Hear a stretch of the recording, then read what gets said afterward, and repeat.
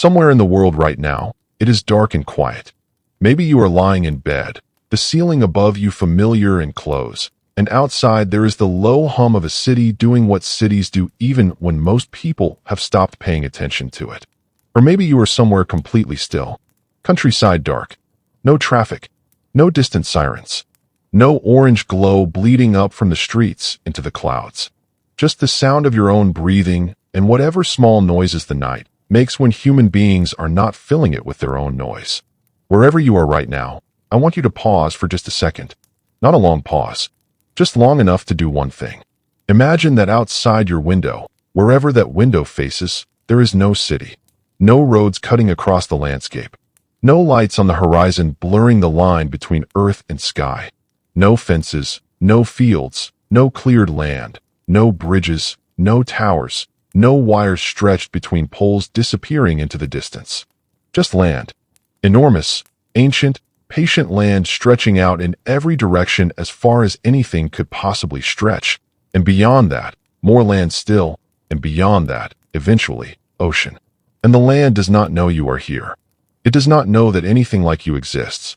It has never heard a human voice, never felt the weight of a deliberate human footstep, never watched the glow of a fire made by hands that thought about making it. It is operating on its own logic, which is millions of years old and has nothing whatsoever to do with us. That is where this story begins. Not in a palace, not in a city, not with a king or a general or a philosopher sitting in a well-lit room thinking important thoughts. It begins in the dark, on an ancient coast, with a small group of exhausted people stepping ashore on a continent that has never once in the entire history of life heard a human voice. No one had stood on that coastline before them. No human foot had ever pressed into that sand. No human eye had ever watched the sun come up over those ancient red ranges stretching away into the interior, burning orange and purple against a sky so clear and so old it almost hurts to think about. And then one day, someone did. A small group of people, tired almost certainly, hungry very probably, possibly frightened in that deep, animal way that comes from being in a place your instincts have no reference for, stepped ashore and looked around at a world utterly unlike anything their ancestors had ever known. What happened next is one of the most extraordinary stories in all of human history. And the strange and quietly wonderful thing is that we are still only beginning to understand it. Here is the mystery. We know that people reached the continent we now call Australia at least 50,000 years ago, possibly 60,000, possibly more. The evidence is real. It has been pulled from the ground in rock shelters and along ancient lake beds and from layers of earth so old that the numbers attached to them begin to feel less like dates and more like a kind of poetry. Figures so large they stop meaning what numbers usually mean and start meaning something else entirely. Something closer to forever. We know people came. We know they survived. We know that their descendants built one of the longest continuous cultural traditions in the history of our species. Longer than Egypt. Longer than Mesopotamia.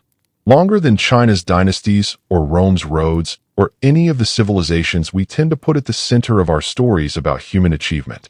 But the how and the exactly when and the precise routes they took and the specific technologies they used and what it actually felt like to be one of those people crossing that water and stepping onto that shore. All of that remains partly, beautifully, and sometimes frustratingly unknown. And that mystery is one of the main reasons this story is worth telling. Because the best history is never just about what we know. It is about the shape of what we are still trying to understand. The world those first people arrived at was not the Australia you would recognize on a map today. This was the Ice Age. The planet was wearing a different shape. Sea levels were dramatically lower than they are now. Low enough, in fact, that Australia and New Guinea and Tasmania were not three separate places. They were one.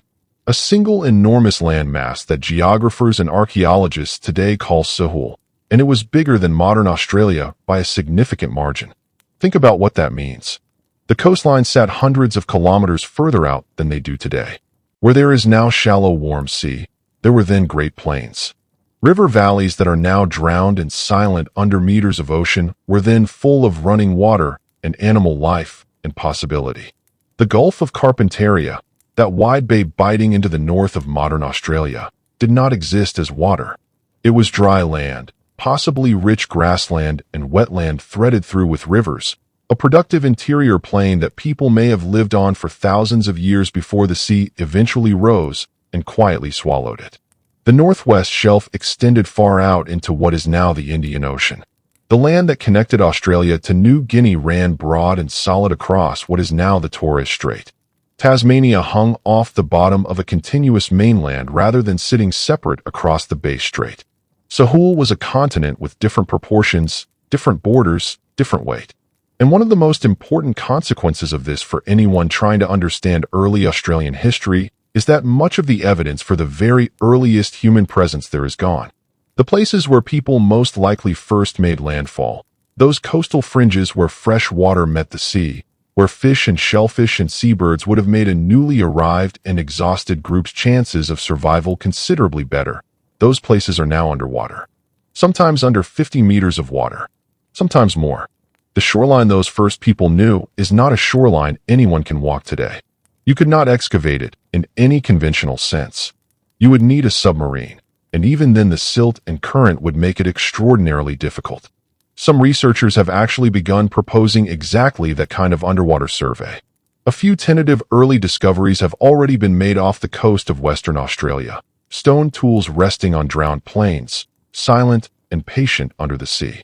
But mostly the early coastal story remains buried beneath the water, and we may never fully recover it. This is not a small thing to acknowledge. It means that every time we talk about the earliest Australians, we are talking about people whose most important places, the places where their story actually began, are hidden from us by the sea itself. We are reading a book with the first chapters torn out. What we can do is look at the interior of Ice Age Sahul, the landscape and the climate and the ecosystems that those first arrivals would have encountered once they moved away from whatever coast they stepped onto and began pushing further into a continent that had no instructions for them. The climate of Ice Age Sahul was not simply a cooler version of modern Australia. It was genuinely different in character. The interior was drier and colder than it is today, more intensely arid in places that are already very dry now. The dust storms would have moved across open plains on a scale that is difficult to compare to anything in the modern world. The monsoon systems that today bring heavy seasonal rain to the north were present but shifted, running on rhythms that do not perfectly match what happens now. Some periods were wetter in the north, some drier, some colder in the south, some strangely warm. The climate was not stable.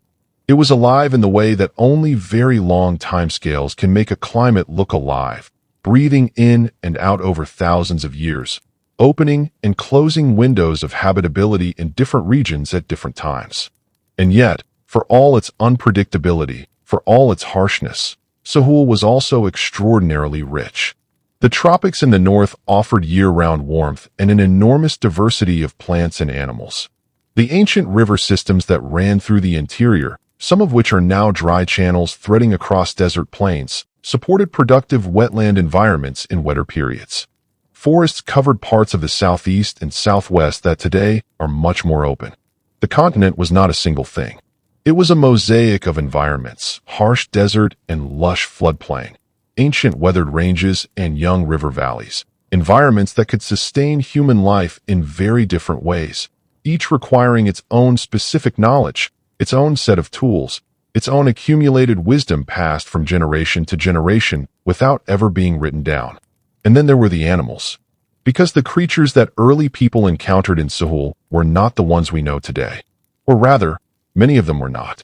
Walking into Sahul 50,000 years ago meant entering an ecosystem that had been running on its own logic for millions of years. An ecosystem in which one rule, in particular, had never once been broken. Nothing in that landscape had ever seen a human being. Not a single animal. Not the grazers on the open plains. Not the predators in the scrub. Not the birds overhead. Not the reptiles warming themselves on sun-heated rock.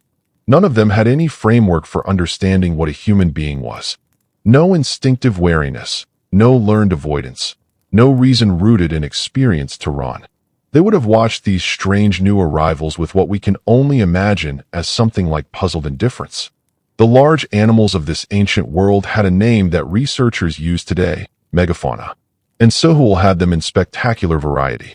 There was Diprotodon, the largest marsupial that ever lived, an animal something like a wombat, but scaled up to roughly the dimensions of a hippopotamus, grazing across the plains in numbers that we can only estimate from the fossil beds left behind.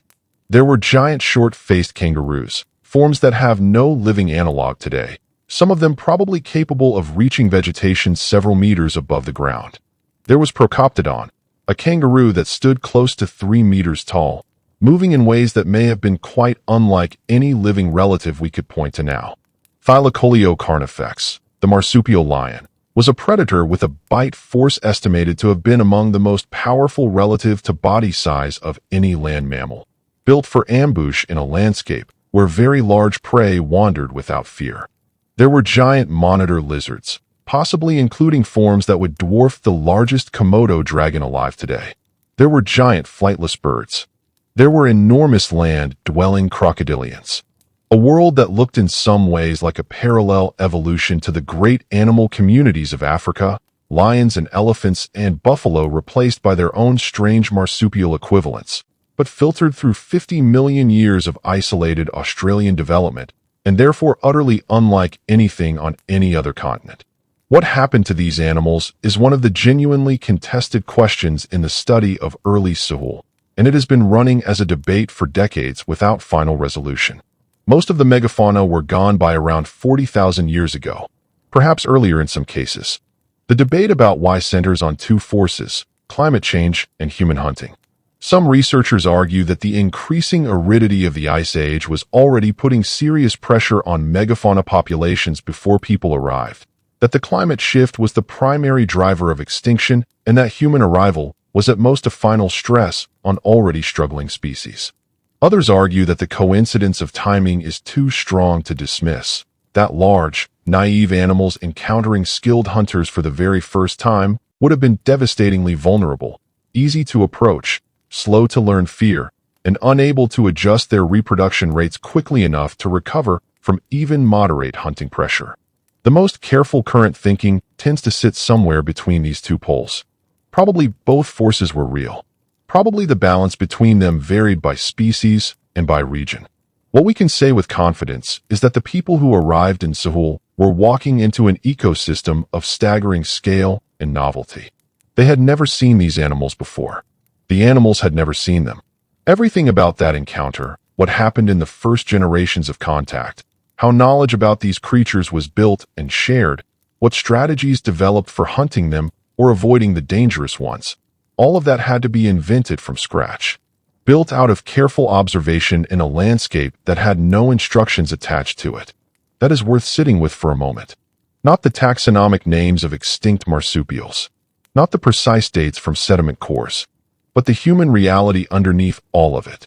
A small group of people arriving at the edge of a continent that had never once hosted their species, looking out at animals and plants and weather patterns none of their ancestors had ever encountered, and having to figure it out.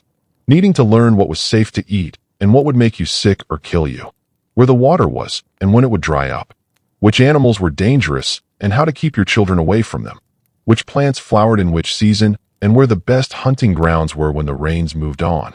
They had no library, no one to ask, no map, only what they had brought with them, which was intelligence, curiosity, adaptability, language sophisticated enough to share what they learned, and however many thousands of years of accumulated human problem-solving skill had been packed into their heads and their hands before they ever crossed the water.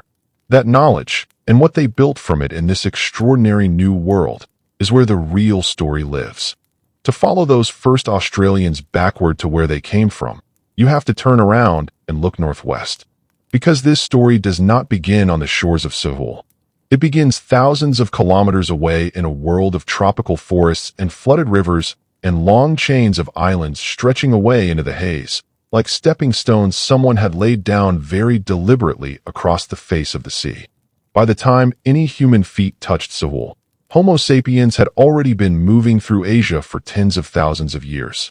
Not in a straight, purposeful march the way an arrow crosses a map. Not with a plan or a destination or any conception of a continent waiting at the end of the journey, but in slow pulses and eddies. Families drifting into new valleys. Hunting bands following the seasonal movements of game. Small groups splitting and recombining. People fanning out along coasts, then sometimes retreating, sometimes vanishing entirely. Think about those earliest expansions out of Africa.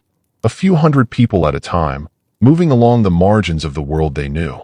Hugging coastlines. Following rivers. Moving when the rains failed or when a stretch of shoreline looked more promising than the one behind them. Over thousands of years their descendants spread eastward into India, then further along the rim of the Indian Ocean into what is now Bangladesh and Myanmar and Thailand and Malaysia. Each generation might have moved only a few days' walk from where they were born. But time is patient. After 1,000 generations, even a cautious and careful people can end up at the edge of the world they knew, staring out at water and wondering what was beyond it. Southeast Asia in the late Ice Age was not the scatter of islands and deep channels that a modern atlas shows. Like Sahul, it had been dramatically reshaped by low sea levels. The shallow continental shelf now lying under the South China Sea was exposed as dry land, forming a vast region that archaeologists call Sunda. Mainland Southeast Asia blurred into this extended landmass, which ran south through what are now Java and Sumatra and Borneo, all linked in a single continuous block of land richer and larger than any of those islands are today. That great landmass ended in a ragged southern edge, and beyond that edge there were islands. Smaller land masses rising from deeper water, separated by straits that the sea never fully abandoned even at the lowest Ice Age levels. Sulawesi, the Lesser Sundas, Timor, the Moluccas. Beyond them, invisible over the curve of the horizon, was Sahul. Between Sunda and Sahul was a permanent water barrier, a zone of deep channels and powerful currents that geographers today call Wallacea. No amount of ice locked up at the poles could turn that region into dry land. The water there was too deep, the channels too ancient. To get from Asia to Australia, you had to cross water. Not once, but several times. And the people who eventually did this almost certainly did not think of themselves as setting out for a new continent. They were doing something much more human and much more ordinary than that. They were moving through a world their ancestors had been exploring for a very long time, pushing a little further than the generation before, following the same logic that had brought humanity from Africa to the edge of the sea in the first place. The traces of this movement come to us in two main forms: bones and stones buried in the ground, and tiny chemical signatures written into the cells of living people.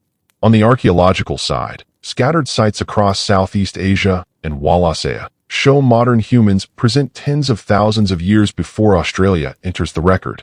In northern Borneo, in parts of Vietnam and Laos, in Java and Sumatra, stone tools and human remains hint at a layered and complex history of occupation. Some of these traces belong to earlier human species, Homo erectus, the remarkable small-bodied people of Flores who are sometimes called the hobbits.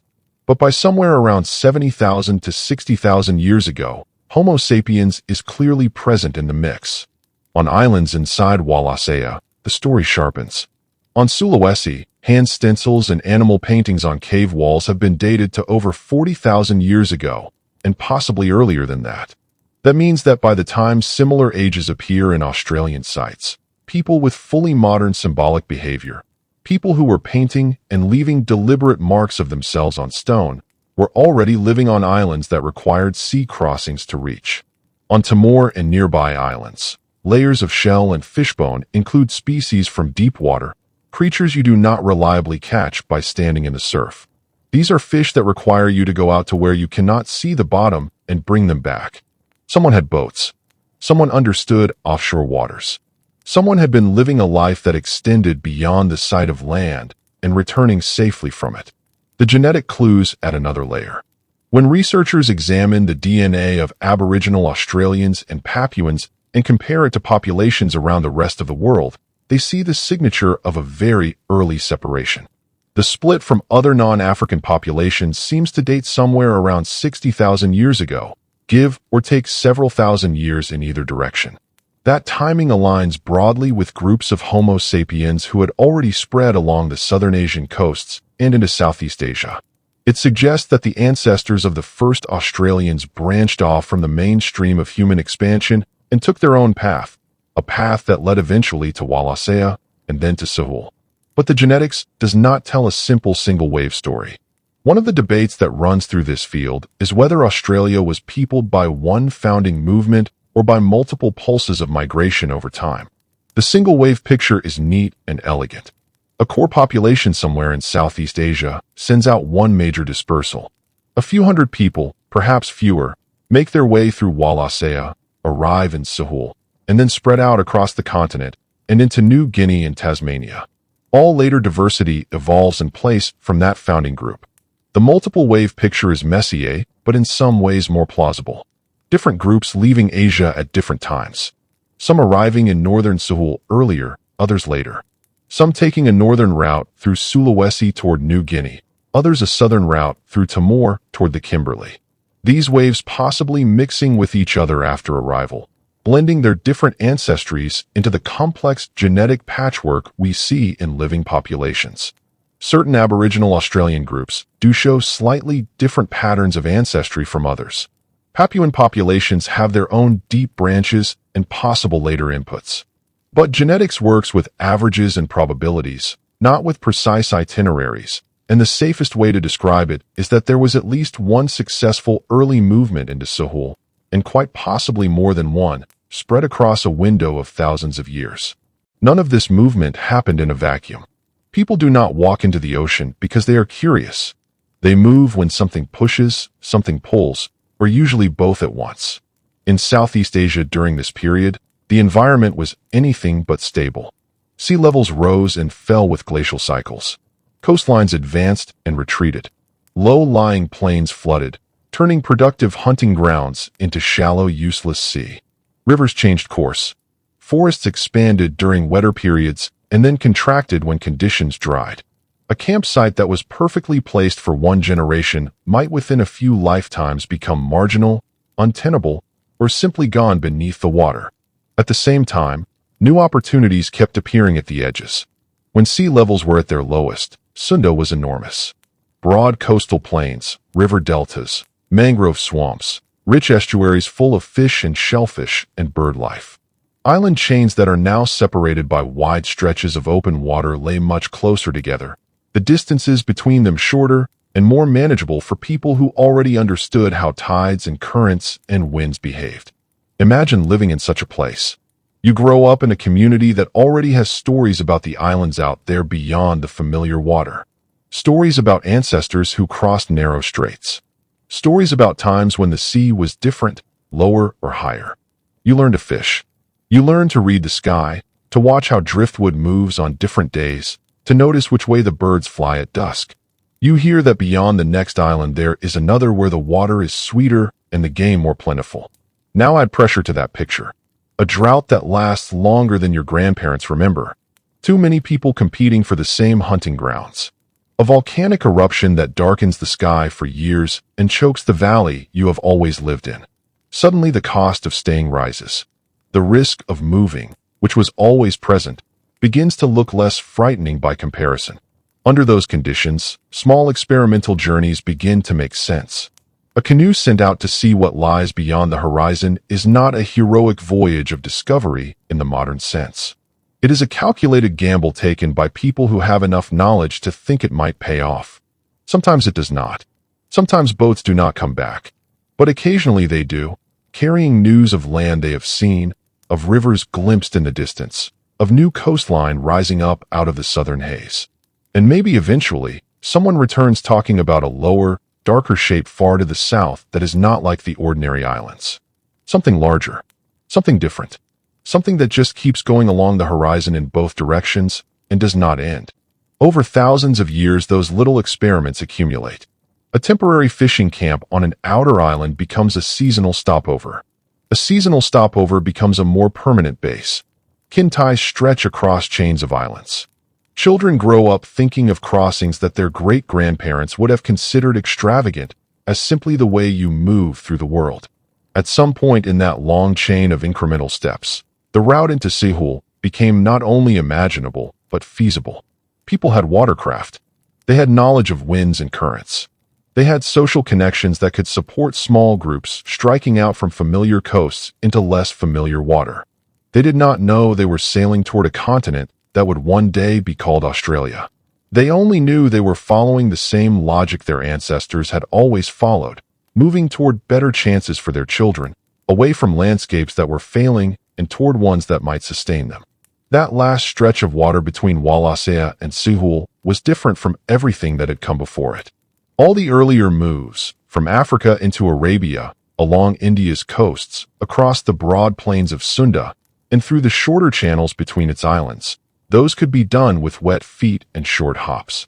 Even the jumps through Wallacea, though they required watercraft of some kind, often kept the next island visible on the horizon, a gray smudge in the distance, something your eyes could fix on as a destination while your arms did the work. But between the outermost islands of Wallacea and the northern edge of Sehul, there was no such reassurance. Even at the very lowest sea levels of the Ice Age, even when Sehul had stretched itself as close to the island chain as it ever would, there was still a stretch of open water where you would lose sight of what was behind you before you could see what was ahead. You would be in the middle of the ocean with nothing on the horizon in any direction. No land, no reference point, just water and sky, and whatever you had with you. Whoever first crossed that stretch of ocean did something that no earlier human had been required to do at that scale. They committed themselves to a marine crossing with no visible destination and came out the other side alive. We have no boats from that time. None.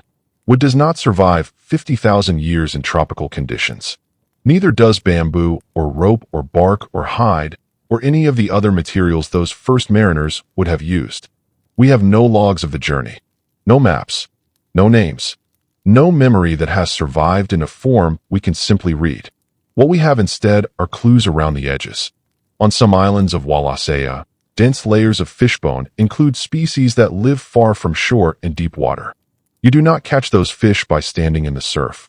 They suggest lines and hooks and craft stable enough to take people out beyond the point where they could see the bottom.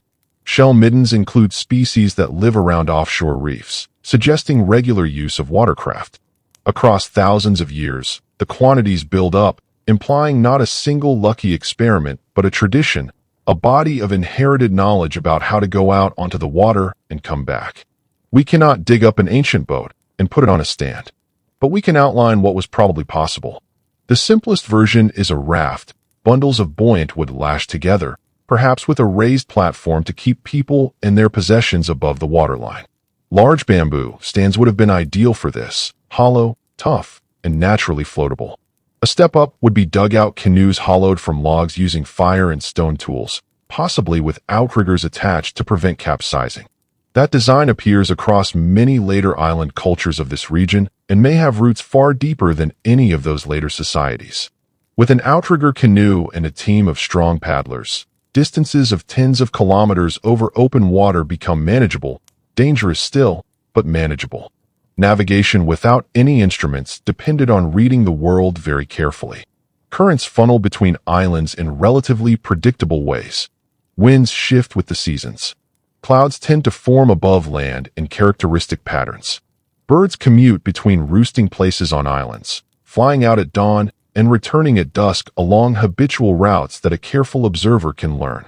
Driftwood and floating debris carry information about where the nearest land is and which direction it lies in.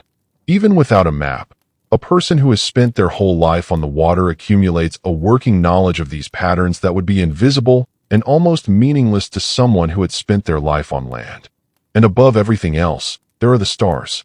By 50 or 60,000 years ago, the people crossing Wallacea were fully modern human beings with brains exactly like ours, language complex enough to carry detailed knowledge across generations, and clear tropical nights that were the same then as they are now. The Southern Cross, the Milky Way, the slow rotation of the constellations through the hours of the night. It would be surprising if people who spent their lives outdoors in pre-industrial darkness had not noticed that certain stars rise in the east and set in the west along consistent paths, that particular arrangements of stars mark reliable directions, that the sky itself is a map for those who know how to read it. Whether they used it with the same systematic precision as the later Pacific navigators who crossed enormous stretches of open ocean without any instruments at all, we cannot say for certain. But the capacity was there. The intelligence was identical to ours. The incentive was enormous. However they navigated, the crossing itself was not something one person or one family could accomplish alone. To establish a population capable of surviving and growing on the far side, you need numbers. A single canoe carrying 5 or 6 people who made it to the shore of Sahul and never received reinforcement was more likely to dwindle and vanish than to found a continent's worth of descendants. Genetic models suggest that the founding population of Sahul was probably at minimum several dozen people, and more comfortably in the hundreds, arriving within a window of time short enough for them to form a genuinely connected group. That does not mean one single enormous fleet setting out together. It more likely means repeated crossings, season after season over many years, with each group following knowledge of a route that earlier arrivals had established. It means planning. Water is heavy and must be carried. Food spoils in tropical heat and salt air. People get exhausted. Children need managing. A crossing of even a day or two requires real preparation. Enough fresh water per person to get there and a small reserve in case something goes wrong. Food that will keep in the conditions of an open water crossing, dried meat or fish, nuts, preserved roots packed into containers made from materials that are entirely gone from the archaeological record. Tools, stone blades, sharp points, hammerstones, fire-making materials, or a few live embers carried in something damp to keep them going. Everything the group would need to begin a life on the far side if there was indeed a far side, wrapped and packed, and loaded onto watercraft that could not carry unlimited weight. At some point, perhaps after several generations of pushing further with each season, perhaps after a single especially long journey driven by unusual winds or a storm that blew them far beyond anything familiar, people grounded their craft on a shore they had never seen and could not fully make sense of. Strange trees, strange sounds, strange smells in the air, a sky at night in which the familiar stars sat at unfamiliar angles, and around them, an enormous land that stretched away in every direction into distances none of them could guess. The first landfalls on Sahul are lost to us. The coastlines where those exhausted people pulled their craft above the tide line and took their first long look at a new continent are now lying under tens of meters of ocean. We cannot find them. We cannot stand on them. We cannot measure the exact length of those first footprints in the sand. But we can trace in the pattern of ancient sites and stone tools left behind across the interior the routes those first Australians began to take once they had crossed the water and stepped, astonished or terrified or just deeply tired, into their new world. The most straightforward way to imagine it is to picture a cluster of watercraft grounding on a quiet tropical shore somewhere in what is now northern Australia or southern New Guinea, and then to remember that the shore they actually reached is gone. When those first people arrived, the northern edge of Sahul did not sit where the present beaches of Arnhem Land or Cape York do now. There was a broad, shallow, river-laced shelf stretching further north than any modern coastline, rich with the possibilities that coastlines always offer: fresh water where rivers met the sea, shellfish beds, fish in the estuaries, and the forest edge close enough to provide shelter and additional food. Somewhere out there under the Arafura Sea and the Gulf of Carpentaria and the Torres Strait were the actual first landfalls. Low islands, river deltas, gently sloping plains of a coast that the world has since swallowed. Most models of the crossing funnel those first arrivals into one of 3 broad approach corridors along northern Sahul. One routes through the chain of islands between Timor and the region north of the modern Kimberley and Arnhem Land. Another comes through the corridor from Sulawesi and its neighbors toward what is now the Gulf of Carpentaria. A third runs further east, through the island chain where the Torres Strait now sits, linking New Guinea's southern shore to the far northeast of the continent. Each of these corridors changes in width and difficulty depending on exactly how low the sea level stood at any given time. Any or all of them could have delivered groups of voyagers to that northern rim. And once they were there, the interior of Sahul opened ahead of them like a fan. How do we know they spread inland rather than simply staying along whatever coast they found? We do not know it with certainty, but the archaeological trail gives us compelling hints. Dig far inland. In places like the tropical savannas of northern Australia, the semi-arid interior, the temperate southeast, and you find something striking. Very old sites. stone tools and hearths, and the ash of ancient fires appearing in layers dated to not long after the estimated arrival times. The pattern suggests that once ashore, people did not simply camp on the beach for generations waiting for something to happen. They moved, spreading along rivers, following the coast in both directions, pushing into upland areas, tracking the paths that animals had worn through the scrub. Archaeologists reconstruct these movements with something that is partly science and partly detective work. They trace the stones. Certain types of rock make better cutting tools than others. Fine-grained chert, volcanic glass, tough silkrete. These raw materials do not occur everywhere. A particular source of excellent toolstone might be found on one specific ridge or one ancient lava flow. If you find tools made from that rock appearing in a campsite hundreds of kilometers away, you know that objects and almost certainly the people who made them were moving across the landscape. The distribution of these raw materials across ancient sites begins to sketch the outlines of the routes those first people walked. Some follow what would have been long beach fronts and estuary systems, marking the old coastal corridor. Others push up river valleys and then jump across short overland sections to reach the next river system. Site locations tell the same kind of story. The earliest camps cluster where fresh water was reliable, along the big river systems, near permanent springs, on the margins of lakes that filled and contracted with the Ice Age rains, at ecological boundaries where forest met open plain and a foraging group could keep multiple options available. Two broad patterns of movement emerge from this evidence. One is coastal. Even when the exact ancient shoreline has been erased by the sea, the logic of following a coast remains visible in the distribution of old sites. Coasts offer food in abundance and a reliable corridor for travel. The sea is always on one side. You never entirely lose your sense of direction. For people who had arrived from a tradition of coastal and island living, that familiarity would have made the shore a natural anchor for their first explorations. The other pattern runs inland, along rivers and through corridors of permanent water. Australia, even under cooler Ice Age conditions, was a continent of extremes. Lush in places, brutally dry in others. To move safely away from the sea, you needed to know where the next source of fresh water was. Rivers, billabongs, chains of waterholes. These became the skeleton of movement inland, lines of blue threading through landscapes of red and yellow. There is no reason to think these were exclusive choices. Different groups could have favored different strategies. Some becoming coastal specialists, reading tides and reefs with expertise their children would inherit. Others becoming inland experts, tracking seasonal water sources and animal movements across landscapes that most people would have found terrifying in their scale and apparent emptiness. Over generations, marriages and trade and ceremony would have linked these groups together into a continent-spanning web of relationships, knowledge flowing along the same routes that people walked. One of the genuinely surprising findings from current evidence is how fast this web appears to have formed. If the earliest reliable dates for human presence in northern Seoul are somewhere around the mid-60,000s, and if sites thousands of kilometers to the south and east are already occupied by 45 to 50,000 years ago, then people crossed the continent in what on any geological timescale amounts to an instant. Not in a single sprint, not in any deliberate or coordinated way, but in a steady generational wave.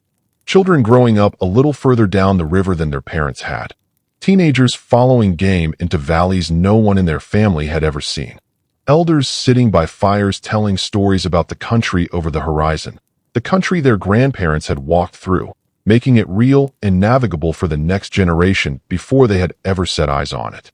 If there were no other human populations already present in Seoul competing for resources, this expansion would have faced few biological obstacles. New land, empty of rivals, tends to fill quickly. Birth rates outpace death rates when food is adequate.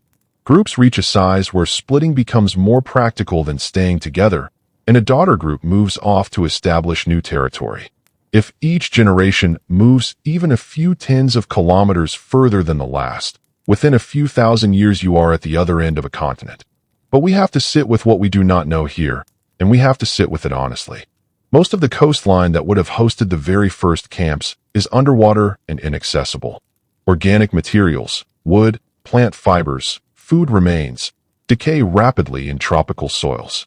Fire and erosion and the activity of later human generations have reworked many of the oldest sediment layers. We may be missing entire early sites simply because they have been destroyed or buried too deeply for current methods to reach them. The record we see is not the full story. It is the part of the story that happened to survive in conditions kind to stone and charcoal. That bias matters. It can make a gradual, complex process look more sudden than it was. It can make a broad wave of settlement appear to be a scatter of rare, isolated events. When we talk about entry routes and rapid dispersal across Sahul, the outlines are likely correct. The fine details, the specific valleys, the precise headlands, the exact sequence of which place was reached first and which second, those are probably lost. What remains is the pattern and the principle.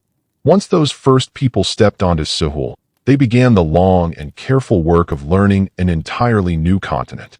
One campsite at a time, one waterhole at a time, one pathway through the scrub at a time. And the next part of that work, once the routes were established and the first generation had found their feet, was understanding the land itself well enough to survive it not just this season, but every season, in every year, through drought and flood and cold and heat, across a continent that was going to test everything they knew about how to be alive. If you strip survival down to its quiet fundamentals, the list is short. You need water you can drink, food you can trust, somewhere to shelter that keeps the worst of the elements and the most dangerous of the local predators away from your children while they sleep. Everything else grows from those three things. For the first Australians, stepping into Sahul meant entering a pattern of life that their ancestors already understood in its broad shape. Follow the water. Read the plants. Listen to what the animals tell you by where they go and when. But the specifics of Sahul were entirely new, and learning them was not optional. It was survival. Finding fresh water came first. The salt water of the ocean stretched endlessly to the north, glittering and useless to a thirsty mouth. So the search turned inland and downward. On those broad northern plains, rivers would have braided and wandered across the landscape, leaving behind oxbow lakes and swampy backwaters and chains of billabongs. Some held water through the dry season, shaded by paperbark trees and pandanus, cool and reliable even when the surrounding land had baked hard. Others dried to cracked clay and dust, useful in the wet season and treacherous in the dry, a trap for anyone who misjudged the timing of the rains. Learning the difference was not a luxury. It was the first and most critical lesson. People watched the sky. They watched the timing of the monsoon and the way the clouds built on the horizon in the weeks before it broke. They learned which creeks shrank but never entirely vanished, and which ones simply stopped. They learned which springs renewed themselves even in the leanest years, and which rock holes in the escarpments caught enough runoff to be worth a day's walk. Over time, they would have built in memory, and then in story, and then in the songs and names and ceremonies that carried knowledge across generations, a network of reliable water places. Soaks hidden under sand in dry riverbeds. Rock holes invisible until you knew exactly which rock to look behind. Springs at the base of hills where groundwater pushed quietly to the surface even in years when no rain had fallen for months. Some of this knowledge could be guessed by careful observation. Certain plants betray moisture beneath the ground by their greenness and their height when everything around them has gone brown. Animal tracks converge on dependable waterholes at dusk and dawn with a reliability that a careful observer could learn to read like text. Birds circle and call in particular patterns over rivers and swamps. Follow the right constellation of signs, and you would arrive where you needed to be. But a great deal of this knowledge had to be earned the hard way, by walking the country in all its moods and seasons, by getting it wrong and remembering the consequences, by watching what happened to someone who made a decision based on incomplete information and making sure that lesson went into the collective memory in a form clear enough that no one would have to pay the same price twice. Once water was secured, attention turned to food. On the coasts and estuaries, the menu was rich but unfamiliar. Mangrove forests thick with roots, and mud-hid crabs and shellfish and small fish slipping between the aerial roots at high tide. Sandy beaches gave up pippies and cockles to anyone who knew where to dig and what ripples in the wet sand to look for. Rocky headlands held oysters and limpets.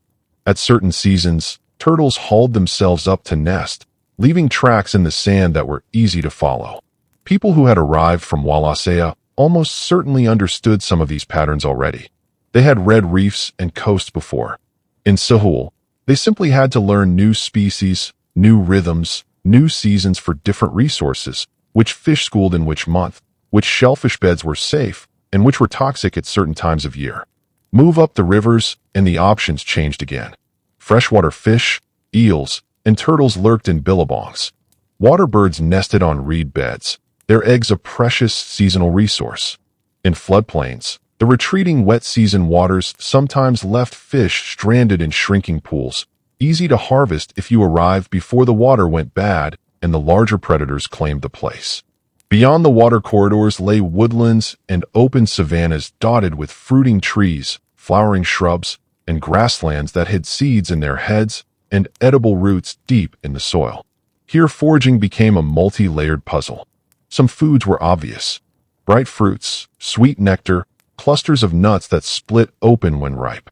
Others were buried and invisible from above: yams, lily bulbs, edible corms that looked above ground like any unremarkable plant until you knew exactly what to look for and when. Still others were technically edible but required processing to be safe. Seeds that needed grinding and then roasting to break down compounds that would otherwise cause harm. Nuts that needed soaking in running water for days to leach out toxins before they could be eaten without consequences. In a new land, every one of these had to be tested. Carefully. A small taste. A wait. Observation of what happened. Another taste if nothing bad occurred. Combined always with watching what other animals ate confidently and what they avoided, what the birds went for and what they left alone, what grew near water and what grew on the edges of places that seemed to have no obvious purpose. Trial and error, but with very strong incentives to pass on the successful results clearly and to make the warnings about the failures memorable enough that they would survive in the minds of children who would never personally experience the consequences of ignoring them.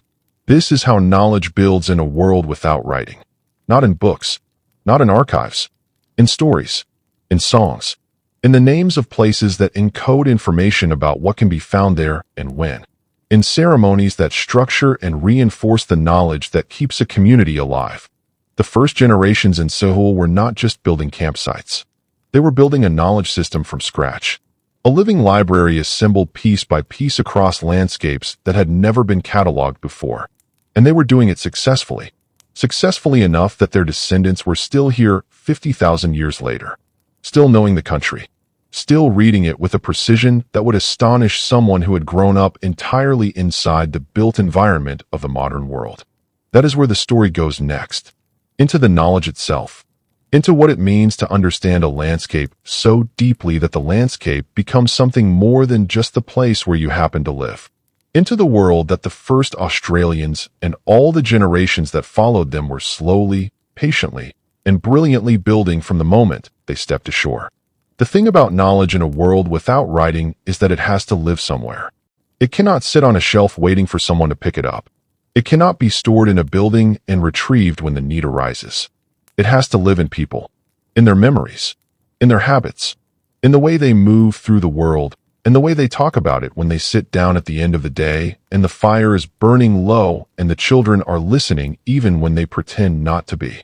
For the first Australians, the knowledge they needed to survive was not a luxury, and it was not an abstraction.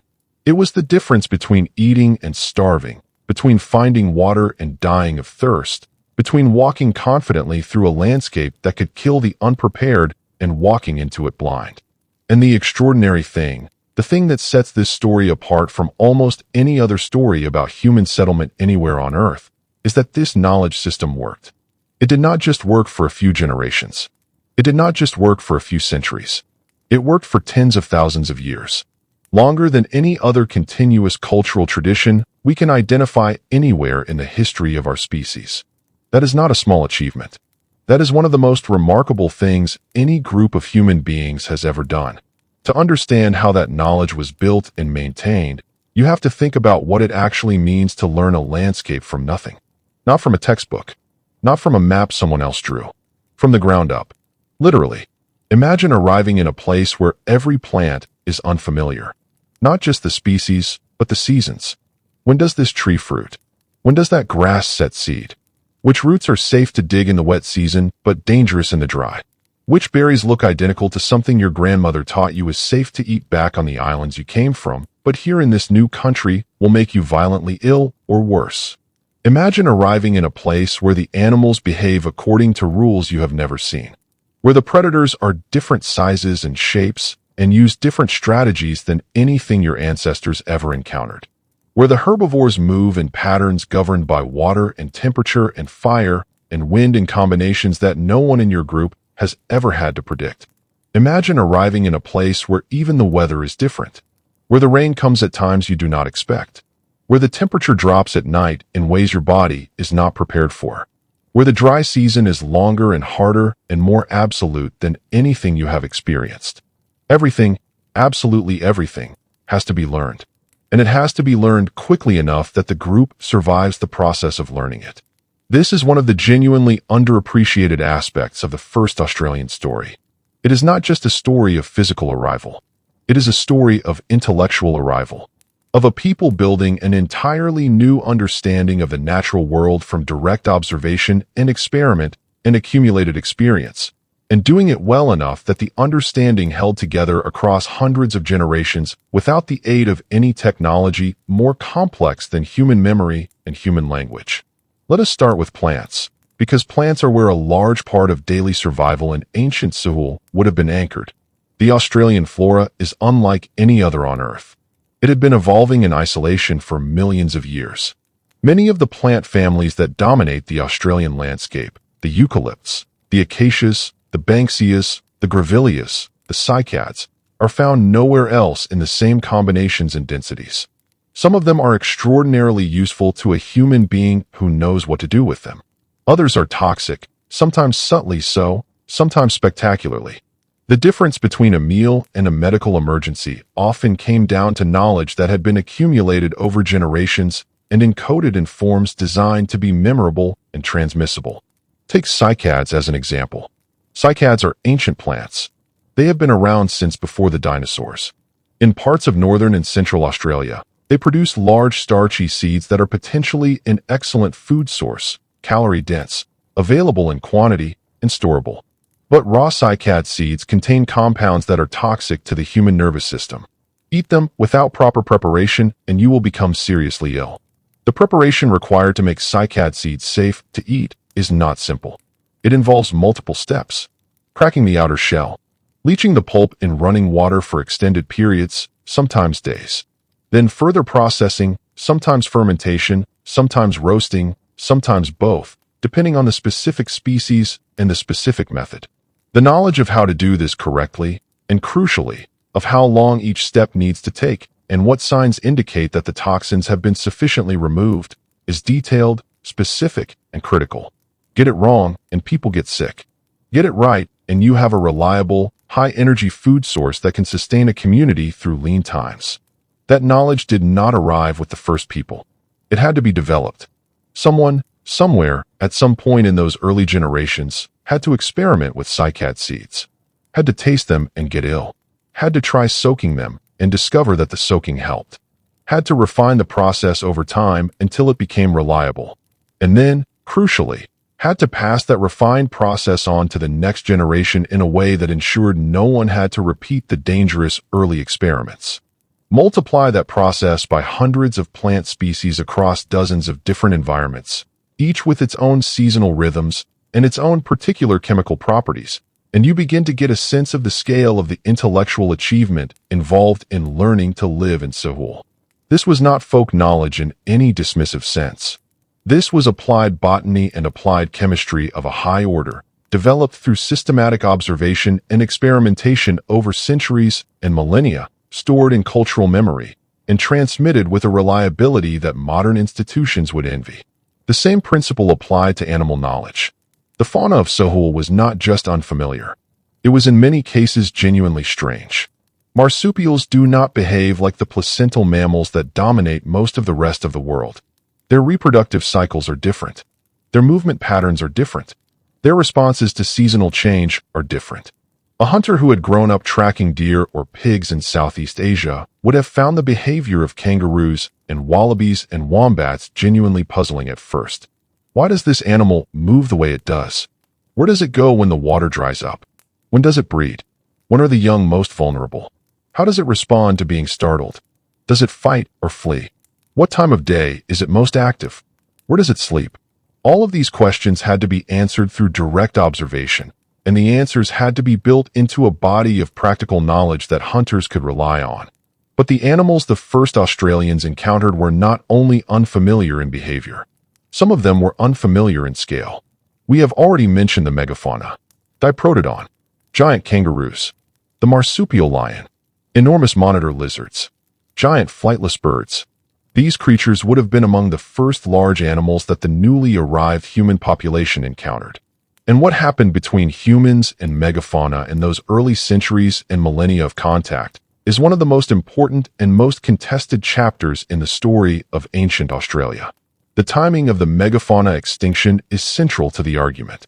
Most of the large species appear to have disappeared from the fossil record by roughly 40 to 45,000 years ago, though some species may have survived in isolated pockets for longer. The arrival of humans in Sehul is estimated at somewhere between 50 and 65,000 years ago. That overlap, the window of time during which both humans and megafauna were present on the continent, is where the controversy lives. On one side of the debate are researchers who emphasize the role of climate. The late Pleistocene was a period of significant environmental change in Australia. Conditions were becoming drier. Inland lakes were shrinking. Vegetation patterns were shifting. The argument goes that these environmental pressures were already driving megafauna populations downward before humans arrived, and that the extinctions would have happened regardless of whether people showed up. The evidence for this position includes the fact that some megafauna species appear to have been declining before the earliest confirmed human presence, and that the climate shifts of the late Pleistocene were genuinely severe. On the other side are researchers who point to the pattern of extinction itself. Large, slow-breeding animals are exactly the ones most vulnerable to a new predator. An animal that takes years to reach reproductive age and produces only one offspring at a time cannot sustain even moderate hunting pressure. And critically, these animals had never encountered humans before. They had no evolved fear of people, no instinct to flee, no learned behavior to avoid traps or ambush. In this picture, even a relatively small human population hunting large animals occasionally would have been enough to tip already stressed populations over the edge into extinction. The term for this is overkill, though that word is slightly misleading. It does not necessarily mean that people were slaughtering animals in huge numbers. It means that even a modest additional source of mortality, a few animals taken per year per group, could over centuries reduce a population below the threshold at which it could replace itself. For a species that was already dealing with shrinking habitat and changing food resources, even that small extra pressure could be fatal. The most nuanced current view holds that both forces were probably at work and that the balance between them likely varied from species to species and from region to region. Some megafauna may have been pushed to extinction primarily by climate, with humans delivering a final nudge. Others may have been hunted out of existence even while their habitat remained viable. Some may have survived longer in remote or inaccessible areas where human population density remained low. The reality is messy. Ecological collapse is almost never caused by a single factor. It is usually the result of multiple pressures converging on populations that are already under stress, and untangling those pressures 50,000 years after the fact with a fragmentary fossil record is extraordinarily difficult. What we can say is that the disappearance of the megafauna would have been one of the most significant ecological events in the early history of human occupation of Sehul. Whether it happened quickly or slowly, whether humans were the primary cause or a contributing factor, the loss of those large animals would have reshaped the landscape itself. Large herbivores shaped their environments. They graze grasslands, keeping them open. They browse shrubs and young trees, preventing forest from encroaching on savanna. Their dung fertilizes soil. Their tracks create pathways that channel water flow and seed dispersal. Remove them and the landscape changes. Vegetation thickens in some areas. Fire behavior changes because fuel loads shift. The distribution of other animals adjusts. The whole system recalibrates. This brings us to fire. Because fire is arguably the single most important tool the first Australians brought with them, and the way they used it over the following millennia may be one of the most significant acts of environmental engineering in human history. Fire is not a complicated technology. At its most basic, it requires only the knowledge that friction or focused impact on certain materials can produce heat, and that heat applied to dry plant material will create flame. By the time humans reached Sahul, they had been using fire for hundreds of thousands of years. It was not new, but the way they used it in Australia was different from the way fire had been used anywhere else, because the Australian landscape itself responds to fire differently from almost any other landscape on Earth. Australia is a fire continent.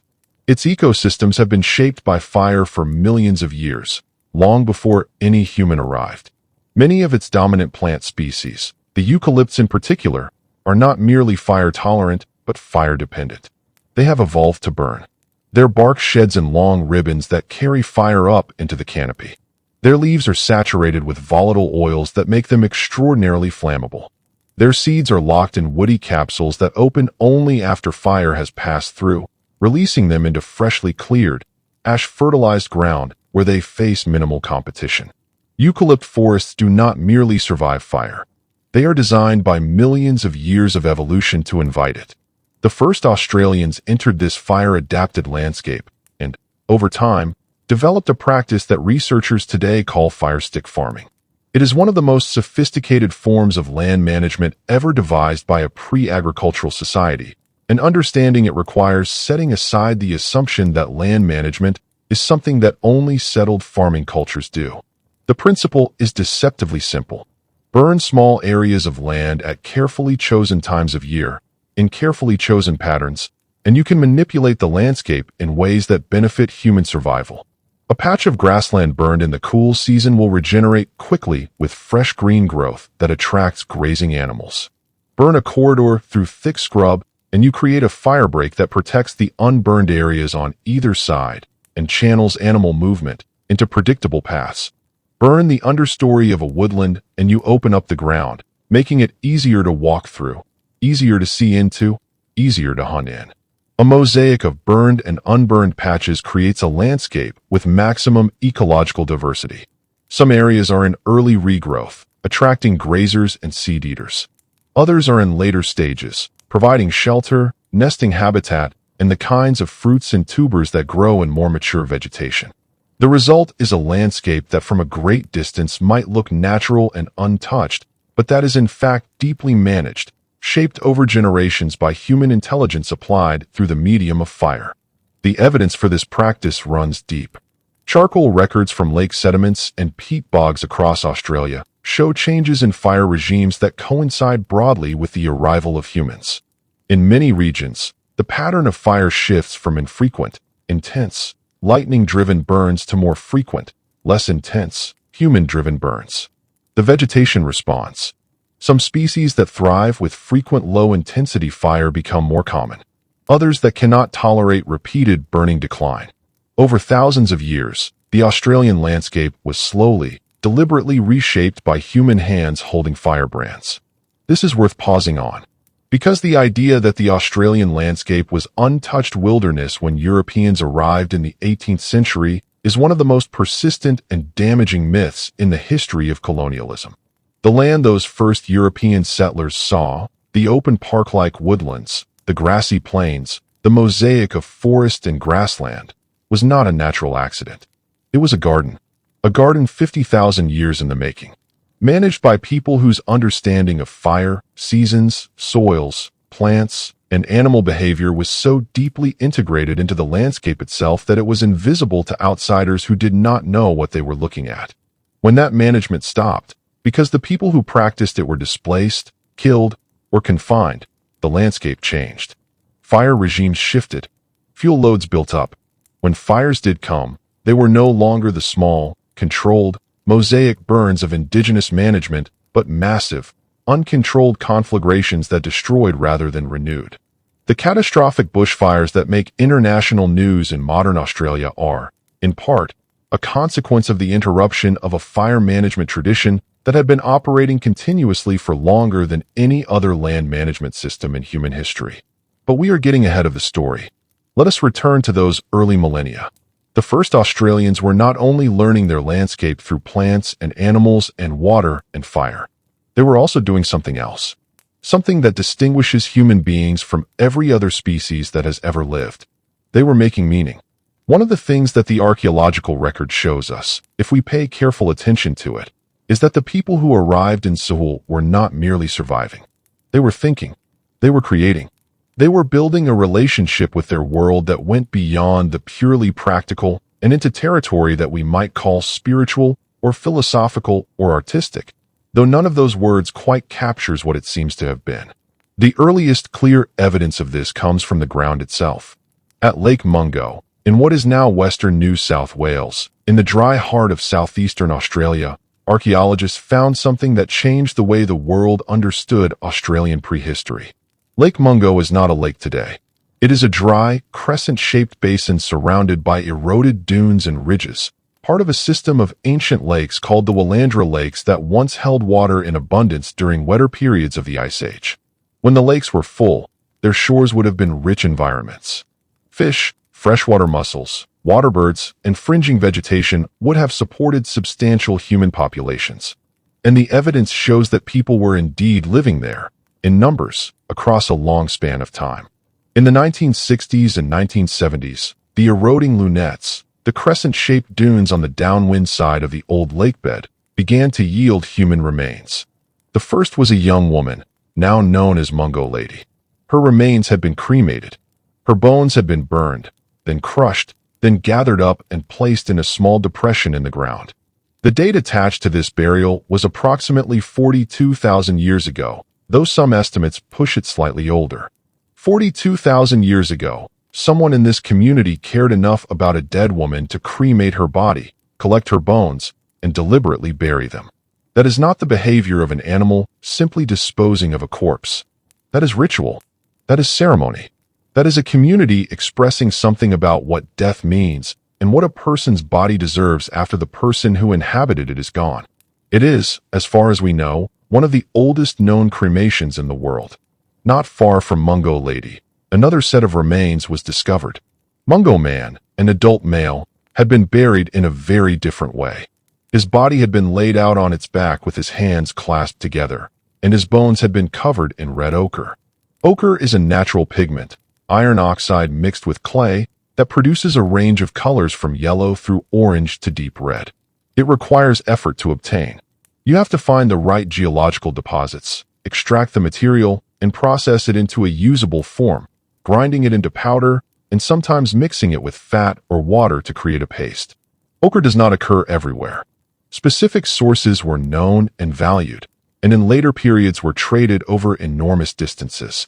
The use of ochre in burial is significant because it has no practical function. You do not cover a body in red pigment to preserve it or to protect it from scavengers. You do it because the color means something. Because the act of preparing the pigment and applying it to the body of someone who has died is a statement about the importance of that death and about the relationship between the living and the dead. It is symbolic behavior. It is meaning-making. And at Lake Mungo, it was happening at least 40,000 years ago, and possibly earlier. The Mungo burials are not isolated. Across Australia, though in far fewer numbers than we would like, other early burial sites have been found. Each tells a slightly different story. Some bodies were placed in specific orientations. Some were accompanied by objects. Some show signs of deliberate modification or preparation of the body before burial. The details vary, but the underlying principle does not. These were people who had ideas about death, who believed that the transition from life to death required attention, ceremony, and the application of cultural rules that everyone in the community understood. That is an enormously important thing to know about the first Australians. They were not just surviving. They were creating culture, building frameworks of meaning that organized their experience of the world into something coherent and communicable. And those frameworks, or at least their descendants, would endure for tens of thousands of years. Alongside the burials, another kind of evidence appears in the archaeological record of early Australia. Art. The Australian continent holds one of the richest and most extensive bodies of rock art anywhere in the world. Tens of thousands of sites, hundreds of thousands of individual images, spread across every landscape type from tropical gorge to arid escarpment to coastal headland. Some of this art is relatively recent. Some of it is very old. Precisely how old is in many cases difficult to determine, because dating rock art is one of the most technically challenging problems in archaeology. Paintings on rock surfaces are exposed to weather, to biological growth, to the chemical interactions between pigment and stone. The methods that work for dating buried organic material, like radiocarbon dating, often cannot be applied directly to pigment on a wall. But in recent years, new techniques have begun to push the dates back further than anyone expected. In the Kimberley region of Western Australia, a style of rock art known as the Gwion figures, sometimes still called Bradshaw paintings after the European who first described them to a Western audience, has been tentatively dated to over 12,000 years ago, and possibly much older. In Arnhem Land in the Northern Territory, other sites have yielded dates that push well beyond 20,000 years and in some cases may approach 40,000. The oldest known dated rock art in Australia, as of recent research, includes a painting of a kangaroo in the Kimberley that has been dated to over 17,000 years ago using a technique that measures the age of tiny wasp nests built over and under the painted surface. But these are the dates we have been able to establish with current methods. The actual tradition of painting and marking rock surfaces almost certainly extends much further back. Ochre, the same pigment found on Mungo man's bones, has been found in occupation layers at sites across the continent dating to 40,000 years ago and beyond. Sometimes it is found in forms that suggest it was being ground and prepared, implying use as a pigment rather than as a raw material for some other purpose. If people were processing ochre for use as paint 40 or 50,000 years ago, it is entirely plausible that they were applying it to surfaces that have since weathered away, that they were painting on bark or skin or wood that has long since decomposed, that the surviving rock art is only the most durable fraction of what was once a much richer artistic tradition. The art itself, where it survives, is extraordinary in its range and its depth. Some of it is figurative, depicting animals, human figures, and plants with varying degrees of realism. Some of it is abstract, geometric patterns, lines, dots, circles, spirals, forms that clearly mean something, but whose specific meaning is often accessible only to the cultural tradition that produced them. Some of it is narrative, showing scenes of hunting, ceremony, or interaction between human and animal figures. Some of it appears to document real events, encounters with specific species, including in some cases animals that are now extinct. There are images in Arnhem Land that appear to depict thylacines, the Tasmanian tiger, which disappeared from the Australian mainland several thousand years ago. There are images that some researchers have argued may represent megafauna species, though this interpretation remains debated. One of the most striking features of Australian rock art is its continuity. In some regions, the same rock surfaces have been painted and repainted over thousands of years. Layer upon layer of imagery, each generation adding its own images on top of or alongside those of earlier generations. The oldest layers are sometimes visible only where later paint has flaked away, revealing glimpses of earlier compositions beneath. This creates a visual record that is not quite like anything else in human culture. It is a palimpsest, a surface on which time itself has been written and overwritten in pigment. The newest layers, in some cases painted within living memory, sit directly on top of images that were placed there by people whose names have been forgotten for 10 or 20 or 30,000 years. And yet there is a continuity of technique, of subject matter, of the relationship between image and place, that suggests an unbroken tradition of artistic practice stretching back to the earliest periods of human occupation. This continuity is one of the most important things about Australian rock art. It is not a museum collection. It is not a set of artifacts removed from their context and displayed under glass. The art sits where it was made, on the rock surfaces of a living landscape, in places that often continue to hold cultural significance for the Aboriginal communities whose ancestors created it. The meaning of the images is not dead. It is not lost. In many cases, it is still known, still taught, still part of an active cultural tradition. And where the specific meaning of older images has been lost, the tradition of engaging with rock surfaces, of using them as sites of cultural expression and spiritual practice, continues. This is not something that can be said about the cave art of Lascaux or Altamira. Those traditions ended. The people who made them are gone. The cultures that gave those images meaning have no living descendants who can interpret them from within. In Australia, the tradition lives. It lives not as a fossil, but as a practice.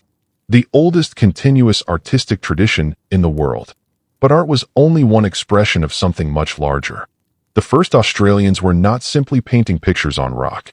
They were building a comprehensive system for understanding and organizing their relationship with the world around them. A system that incorporated knowledge of the land, knowledge of the seasons, knowledge of animals and plants and water and fire, and wove all of that together into a framework that was simultaneously practical, spiritual, and social. The term that is most commonly used for this framework, though it is an oversimplification and does not capture the full depth or diversity of what it represents, is the dreaming. Different Aboriginal language groups use different terms. Some of those terms translate roughly as the law, or the stories, or the tracks of the ancestors. The concept is not identical across all groups. Like everything in Aboriginal Australia, it varies from region to region, from language to language, from community to community. But the underlying principle is broadly shared. The dreaming is a framework in which the world was shaped and given meaning by ancestral beings who moved across the landscape in a formative era, creating features of the land, establishing the rules by which life should be lived, and embedding their presence in the country itself. These ancestral beings are not gods in the way that Western religions conceive of gods. They are not distant, abstract, all-powerful figures sitting in judgment on human behavior. They are intimately connected to specific places. A hill is not just a hill. It is the place where a particular ancestor rested, or fought, or was transformed. A waterhole is not just a source of drinking water. It is the place where an ancestor emerged from the ground or sank back into it. A particular species of animal is not just a food source. It is connected to a particular ancestor and a particular set of stories and obligations that govern how it should be treated. The landscape is not passive scenery. It is alive with meaning. Every significant feature, every ridge, every river, every stand of trees, every outcrop of rock, is connected to a story that explains how it came to be and what responsibilities the people who live in its presence have toward it. This is not metaphor. It is not poetry in the way that a modern Western reader might understand poetry.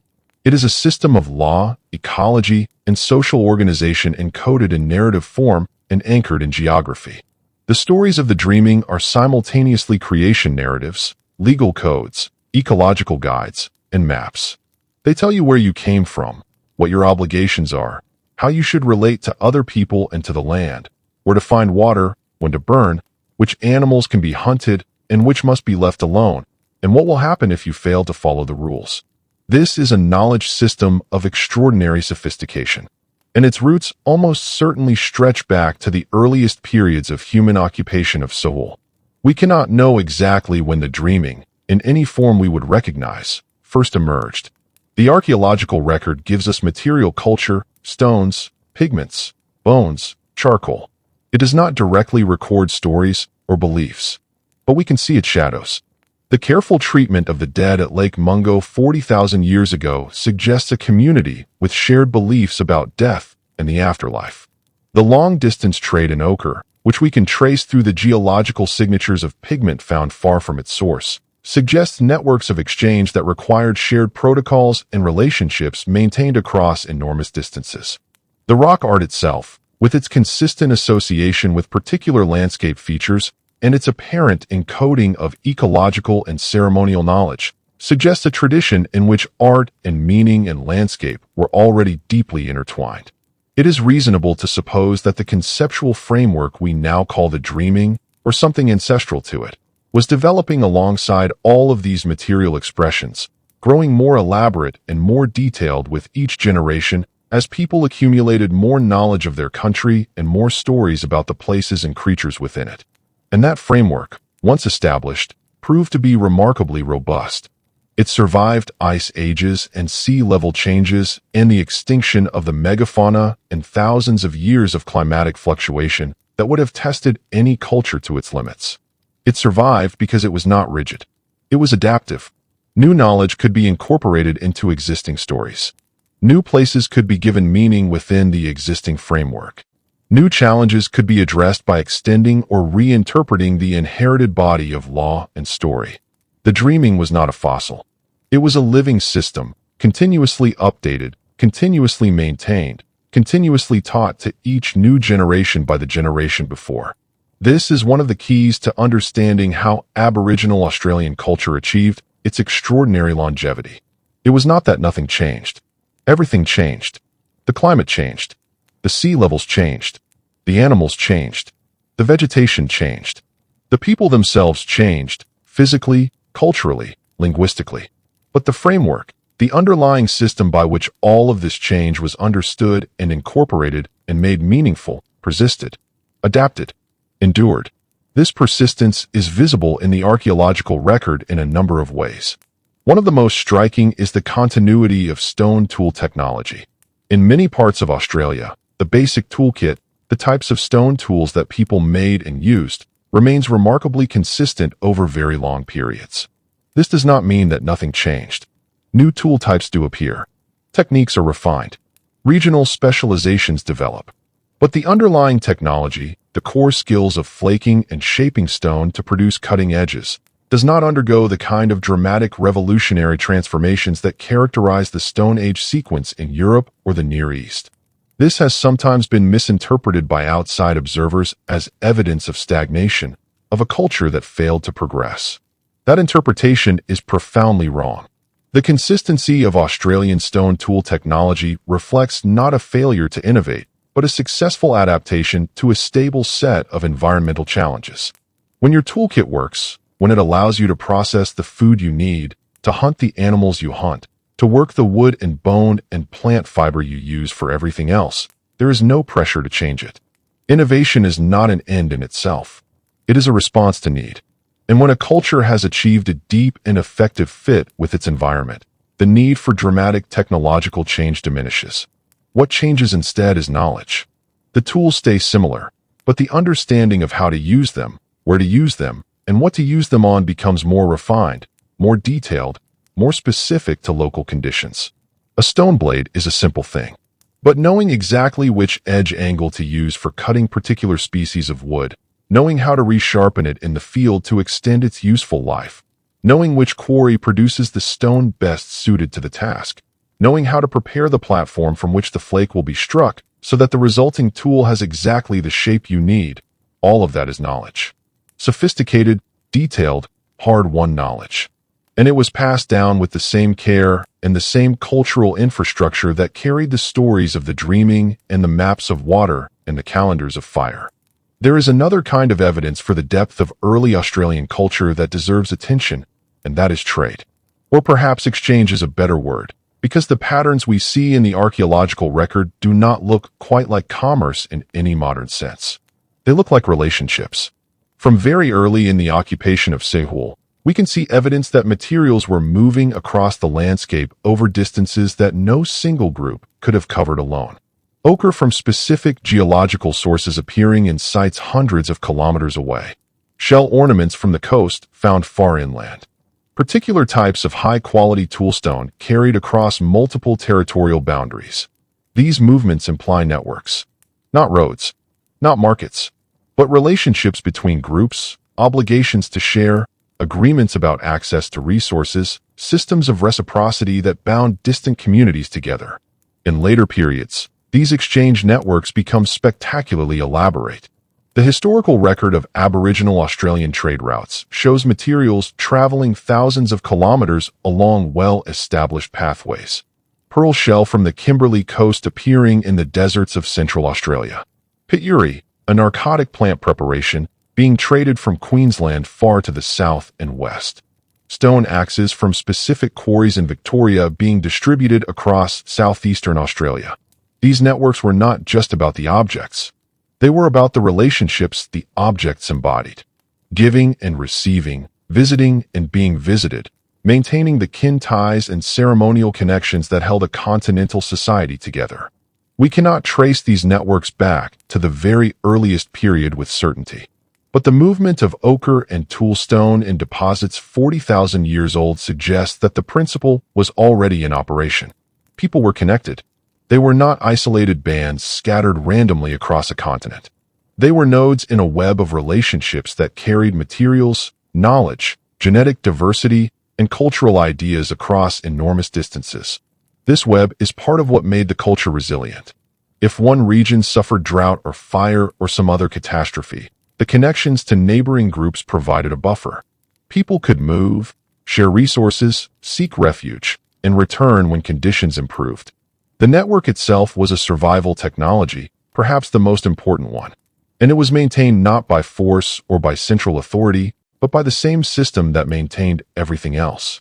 By story, by ceremony, by the shared obligations encoded in the dreaming and expressed through the rituals and exchanges that brought people together across the distances. Now, all of this, the knowledge of plants and animals, the management of fire, the creation of art, the development of the dreaming, the establishment of exchange networks, none of it happened overnight. It accumulated, layer upon layer, generation upon generation, across a span of time so long that it is genuinely difficult for a modern mind to grasp. 50,000 years. That is not a number you can hold in your head the way you hold a birthday or a historical date. It is an abstraction, a duration so vast that every civilization you have ever heard of, every empire, every dynasty, every nation, every religion, every technological revolution, every war, every peace, fits inside it many times over. If you compress the entire history of human civilization, from the first Mesopotamian cities to this exact moment, into a single day, the Aboriginal Australian presence on the continent would stretch back more than a week. Nothing else in the human story comes close to that. And the people who achieved it did not do so by building walls or raising armies or conquering their neighbors. They did it by knowing their country, by paying attention to it with a depth and a consistency that no other human culture has matched, by developing a system for storing and transmitting knowledge that did not require writing or libraries or universities or any of the institutional infrastructure that modern societies depend on. They carried it all in their heads and in their ceremonies and in their songs and in the landscape itself. The landscape was the library. The songs were the catalog. The ceremonies were the reading rooms. And the knowledge they contained was not abstract or theoretical. It was the detailed, specific, practical, life-sustaining information that allowed a human community to live in one of the most challenging environments on Earth for longer than any other human community has ever lived anywhere. That is the story we are telling. Not a story of primitive people waiting to be discovered. Not a story of simple hunter-gatherers frozen in time. A story of one of the most sophisticated, successful, and enduring human cultures ever to exist.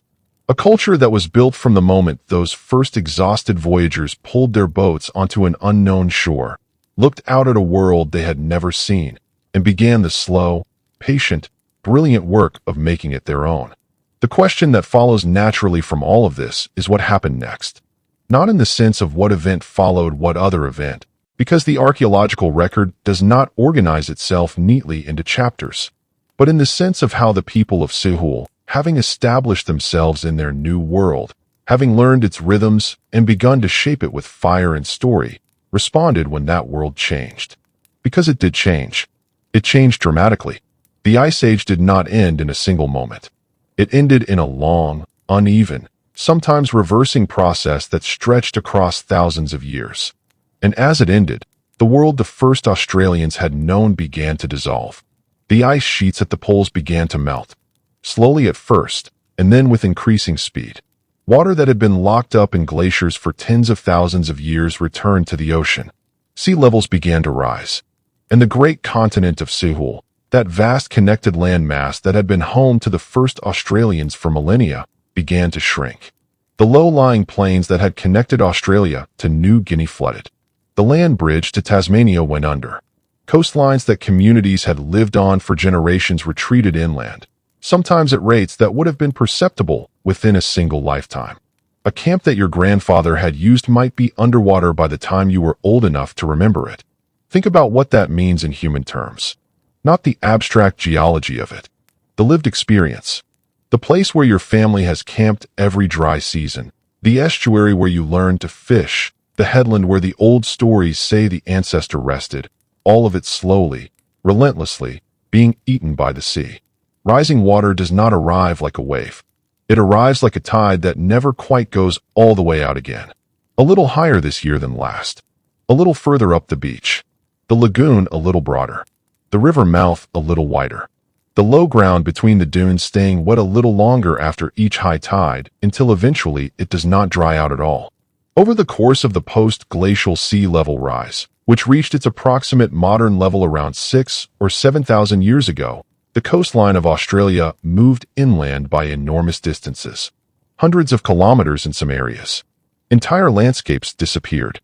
The broad plains north of Arnhem Land. The land bridge connecting Cape York to New Guinea. The dry floor of what became the Gulf of Carpentaria. The valleys and estuaries and river systems of the Northwest Shelf. Bay Strait, flooding to separate Tasmania from the mainland. All of these transitions happened over spans of time that were long enough for each generation to notice, but too slow to be experienced as a catastrophe in any single lifetime. They were instead experienced as a steady, generational erosion of familiar country. A slow grief, if grief is even the right word for something that lasted thousands of years. There is evidence that Aboriginal oral traditions carry memories of these changes. Researchers who have systematically collected and analyzed Indigenous stories from coastal communities across Australia have found narratives that describe lands that were once dry but are now under the sea. Stories about places where people used to walk that are now too deep to stand in. Stories about coastlines that moved, about islands that were once connected to the mainland, about rivers that are now flooded valleys. Some of these stories contain details that correspond to specific geographical features of the drowned landscape, features that have been mapped by marine surveys, but that could not have been known to the storytellers by any means other than transmission from ancestors who actually saw them. If these stories are genuine memories of post-glacial sea level rise, and an increasing number of researchers believe that at least some of them are, then they represent oral traditions that have been maintained with recognizable accuracy across 7,000 years or more. That is an extraordinary claim. But the evidence is accumulating, and it is consistent with everything else we know about the sophistication and resilience of Aboriginal knowledge systems. A culture that could maintain detailed ecological knowledge of an entire continent across tens of thousands of years could certainly maintain memories of major geographical changes across a few thousand. The rising seas forced adaptation. Coastal communities had to move. New coastlines had to be learned. New estuaries explored. New fishing grounds mapped. Territories that had been interior suddenly became coastal as the water crept inland. Communities that had lived far from the sea found themselves within earshot of the surf. The balance of resources shifted. Marine foods became available to people who had previously relied on freshwater and terrestrial species. Inland water sources that had been permanent shrank as the climate warmed and rainfall patterns changed. Some regions became more productive, others less.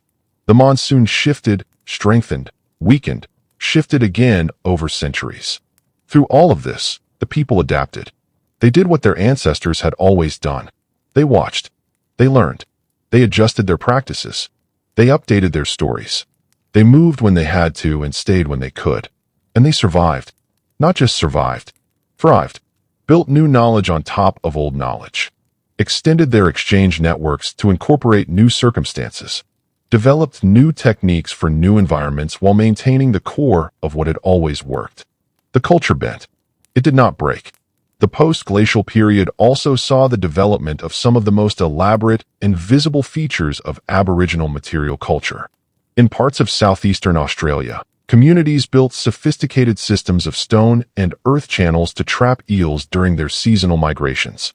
At Budge Bim, in what is now Western Victoria, the remains of these aquaculture systems have been dated to at least 6,000 years ago, making them among the oldest known aquaculture installations in the world. These were not simple fish traps. They were engineered landscapes. Stone walls channeling water flow. Holding ponds where eels could be kept alive and harvested as needed. Weirs controlling the movement of water between wetland areas. The system at Budge Bim was recently recognized as a UNESCO World Heritage Site, and its significance is hard to overstate. It demonstrates that Aboriginal Australians were not merely passive foragers taking whatever the landscape offered. They were active managers, engineering their environment to increase productivity, storing surplus food, and maintaining complex infrastructure over generations. This was not agriculture in the narrow sense of planting seeds and harvesting crops, but it was certainly food production in a broader and arguably more sophisticated sense. It was the management of a wild system to maximize its output for human use. And it was done without any of the environmental damage that typically accompanies agricultural intensification. No soil depletion, no deforestation, no loss of biodiversity. The system worked with the natural ecology rather than against it, enhancing what was already there rather than replacing it with something artificial. Similar examples exist across the continent. In parts of Queensland and New South Wales, people managed stands of wild yams and other root crops in ways that ensured continued productivity. They knew when to harvest, how much to take, and what to leave in the ground to regenerate. They burned around certain stands to reduce competition and promote growth. They effectively cultivated wild plants without ever taking the step of deliberately sowing seed, a step that would have been unnecessary when the existing system already produced reliable yields. In the arid interior, people constructed elaborate systems of wells, cleaning and maintaining natural soaks and springs, deepening them, lining them with stone, protecting them from contamination. Some of these wells were maintained continuously for thousands of years, passed from generation to generation along with the knowledge of their exact location and the stories that governed their use. All of this challenges a distinction that Western scholarship has traditionally drawn sharply: the distinction between hunter-gatherers and agriculturalists. The first Australians do not fit neatly into either category. They hunted, certainly. They gathered, extensively. But they also managed, cultivated, engineered, and maintained their environment with a deliberateness and a long-term perspective that most agricultural societies have never matched. They were something for which Western categories do not quite have a name. Perhaps the best description is simply that they were people who had lived in the same place for 50,000 years and had learned, over that inconceivable span of time, how to do it properly, how to take what they needed without taking too much, how to maintain the systems that sustained them rather than depleting them, how to think in terms of generations rather than seasons, how to be, in a word, sustainable, not as an ideology, not as a policy, as a way of being in the world that was so deeply embedded in every aspect of culture and practice that it was simply how things were done. That is the achievement. That is the story. Not a story of people who failed to develop. A story of people who developed something so effective that it lasted longer than anything else human beings have ever built. And the next part of that story is about what happened when the world that these people had built encountered, for the first time in 50,000 years, something it had never had to deal with before. Contact. Not the first contact of European ships in the 18th century, though that will come, but earlier contacts, subtler ones, the slow trickle of influences and connections that linked Australia to the wider world of Southeast Asia in ways that are only now being fully understood. Because Australia was never entirely isolated. Even after the seas rose and Sihul broke apart into separate land masses, the northern coast of Australia remained within reach of the maritime cultures of island Southeast Asia. And those cultures, in the last few thousand years before European arrival, did reach out. Fishermen from the port cities of Makassar, in what is now Sulawesi in Indonesia, began making regular seasonal voyages to the northern coast of Australia to harvest trepang, also called sea cucumbers, a luxury food item prized in Chinese markets. These voyages, which are documented in both Makassarese records and Aboriginal oral tradition, brought the first sustained contact between Aboriginal Australians and the outside world in many thousands of years. The Macassan trepangers came in fleets of wooden sailing vessels called praus.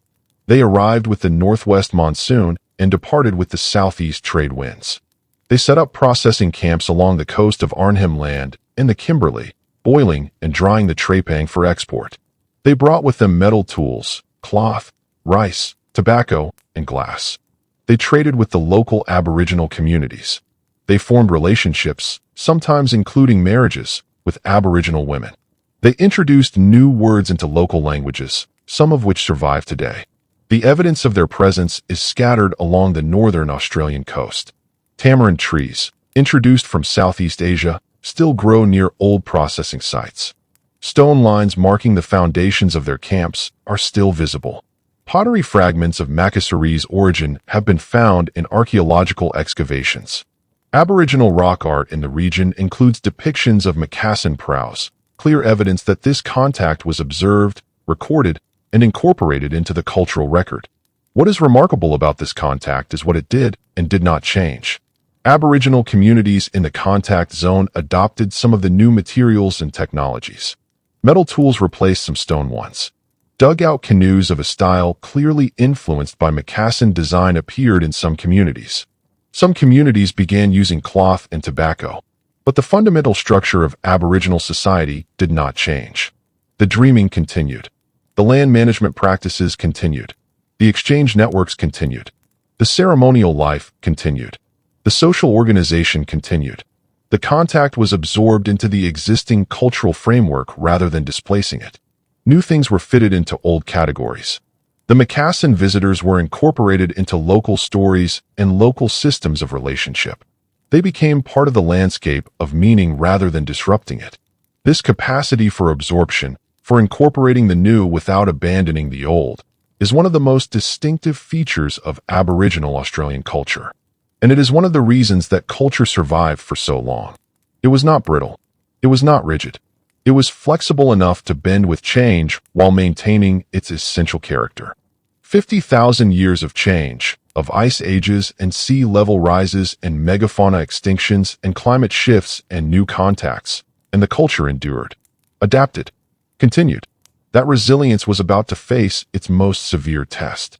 Because what arrived on the eastern coast of Australia in 1788 was not a fleet of Trepang fishermen looking for a seasonal harvest. It was something else entirely. Something the cultural system of the first Australians, for all its extraordinary depth and flexibility, had never had to accommodate before. But that part of the story, the collision between one of the oldest continuous cultures on Earth and one of the most aggressively expansive, belongs to a later chapter. For now, let us stay here, in the deep time, in the firelight of a camp somewhere in ancient Seoul, where the stars are the same stars that will be there 50,000 years from now, but the constellations have different names, names given by people whose descendants will still be giving names to stars long after every other culture that exists at this moment has been born, risen, fallen, and been forgotten. In the sound of a language being spoken that is one of the oldest sounds on Earth, a language that carries within it the memory of a crossing, of a first footfall, of a world that had to be learned from nothing and was learned so well that the learning itself became the deepest achievement. In the ochre on the rock, in the ash of the fire, in the bones in the ground, in the story that is still being told, that is where we are, and that is where we are going next. Into the long middle of the story. The tens of thousands of years between the first arrival and the moment when sails that had never been seen before appeared on the eastern horizon. Into what happened in all that time. What was built? What was maintained? What was lost? And what survived?